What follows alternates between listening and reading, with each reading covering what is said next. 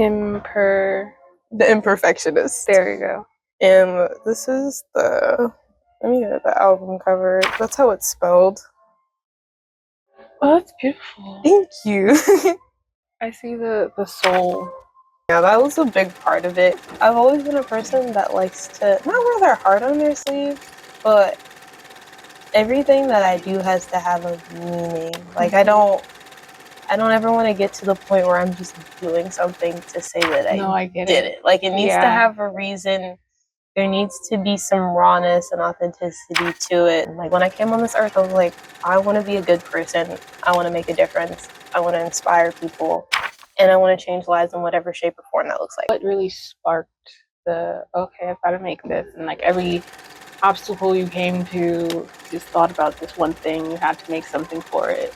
The whole album itself revolves around being comfortable with your imperfections and how those can be the things that change the world. Now with social media and everything, there's this thing of, I need to be perfect. My skin needs to be on point. When I wake up, I need to like a model. And that's living just your not everyday waking life, like the Truman Show. Yes, you can make a difference just as you are, and you don't need to put on an air for anyone or anything to do that. And so that's really where my inspiration came from, especially with my mom. She's always been a proponent of, hey, be your authentic self, because there's only one you in the world and nobody else can be that. But also on top of that, being somebody else is tiring. It is. Oh my god. Like, you can't live somebody else's life. No, because if you were meant to live somebody else's life, you would have been that somebody else. So there's not even really a point in envying someone else for their life, because if that was meant to be your life, you would have it. Expectations aren't rules. There are exceptions to expectations.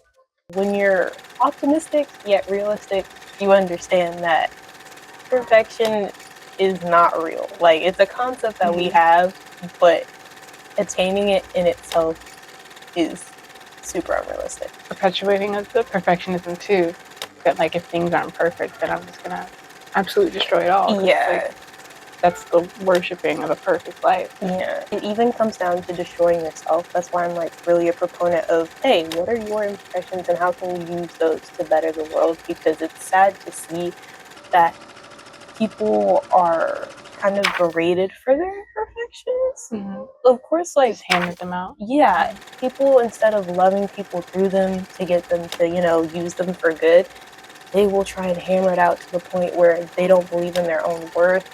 And they try and imitate somebody else because that's the only way that they feel like they'll receive love. And it's unfortunate because there are some people out there receive love for being a good person.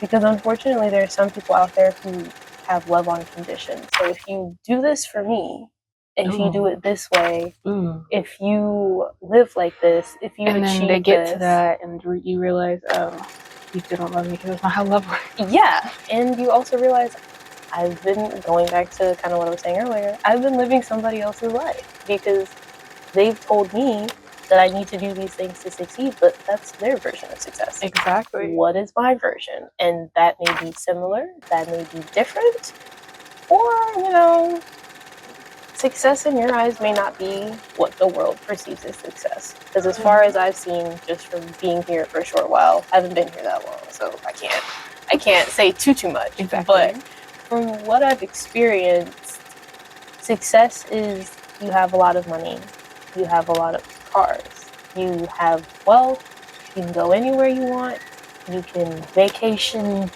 you can say, forget you, boss, I'm running the world. That's really what success has been sold to me as. And as I've gotten older, I'm like, that's not really successful. The idea of if you're not doing something, you're not anyone. And people are like, why are you taking away your life? You have all these things. And they're like, yes, I have all these things, but I don't have any friends.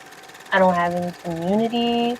My family has pretty much dissed me because a lot of the time when you get to certain levels, sometimes you do things and sell your soul to get there, and you go at odds with your family because they're like, this isn't who you know. And so when you get to that supposed top, You're all by yourself. And we're made to connect. So if you're disconnected from society, I don't think that's really successful. We're given a lot of labels, and then we're told the label is your whole identity. I just want to live. You're giving space to fail. When you find your humanity, you'll find that you err a bit less because you're living in your authentic person. Day by day, you get better, and some days you get worse. So you have to get better from those days. Oh my gosh. So, okay, that's a clip. Yeah. So really, it's a board game. Like 2 steps forward, 1 step back. So I will never get to the point where I say I've arrived. Like, knock me out. I definitely say don't underestimate the power of just being genuinely kind and not trying to get something out of it. Be nice to a neighbor. Sometimes the best things come from the most unexpected of places. So no longer do I care about perfection as I live in the imperfection. I am the imperfectionist. Getting people to accept who they are and being able to live in that comfortably.